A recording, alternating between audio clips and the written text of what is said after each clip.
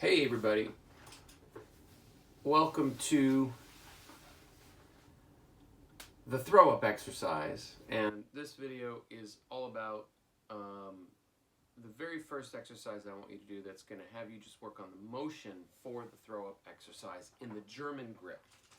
And again, the idea is that if we can get our body to move in the way that we want it to before we put a stick in our hand, will actually be easier for us to learn these exercises or learn better ways of moving around the drums, because we don't have all those muscle memory prejudices of like, okay, I got a stick, so now I'm going to move the way I've been moving for all these years that I've been working as a drummer. So if we just get our body to move, we can understand the core of these movements earlier. That's the hope. That's the idea.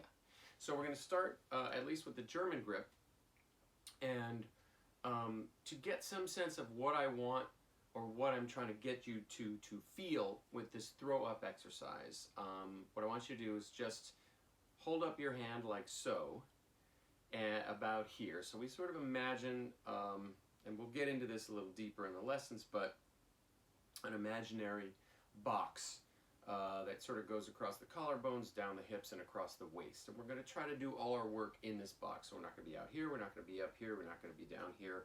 And we're going to have the pad directly in front of us, obviously, and everything we're going to do is going to go at the pad. And you'll see more what I mean by this as we go forward. So the idea is, with the throw-up exercise, if we can just tap the pad and then immediately get the hand and arm to come up, that's the basic concept of the motion that I want you to feel. So you could do this in either hand.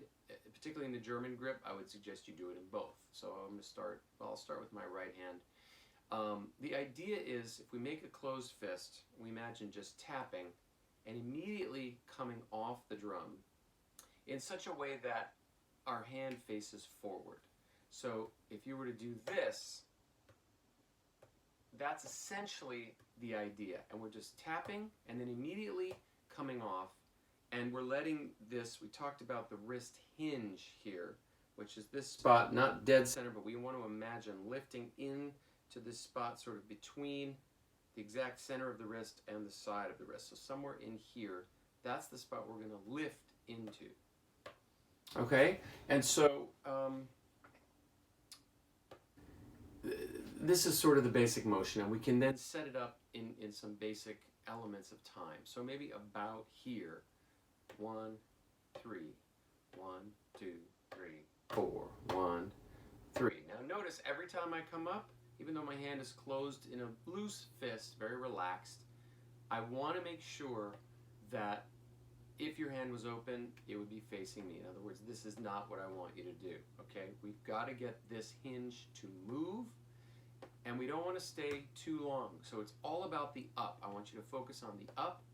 And once you get into this, so say now we're just doing quarter notes. What I want you to imagine is that it's sort of similar to the bounce of a basketball. When your arm comes up, what's going to happen is it's just going to fall. So you don't have to worry about any downward force. Just as soon as that tap happens, let that wrist open up, let your hand face forward. You can even do this with an open hand if you want for a while, until you get comfortable with looking at that hand every single time. Right? And just remember, your arm is basically just going straight up and down. So think about this wrist moving, but everything is moving with it. Everything is nice and relaxed. No big deal, right? So if you're really having trouble with this, you might start by just doing half notes. 1, 3. 1, 2, 3. Remember, you're barely tapping on the pad. 1, 2, 3, 4. 1. Remember, that hand stays open. You can try it with an open hand if you want. 3, 4, 1. Eventually, we're just going to go like this. Relax, take it easy, just feel that wrist be involved with what's happening. The other thing I would want to say is that we don't want to do this.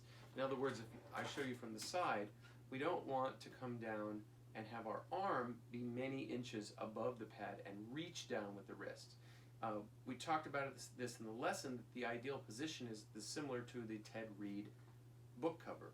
So literally, my arm is flat, and when I strike, my arm is 1 or 2 inches above the pad. Obviously, we don't want to strike below the pad. Doesn't really matter where you strike in the pad with the hand. So now the idea is, once you've done that for a while, now you can begin to add the stick and see the parallels to what's happening. Now once we do add the stick, we need to throw just a little bit more, but again the idea is as soon as we strike, we immediately think about this hinge opening up, and notice where my hand ends up. It's up and it's open. Notice where the stick tip ends up. It's up and it's open.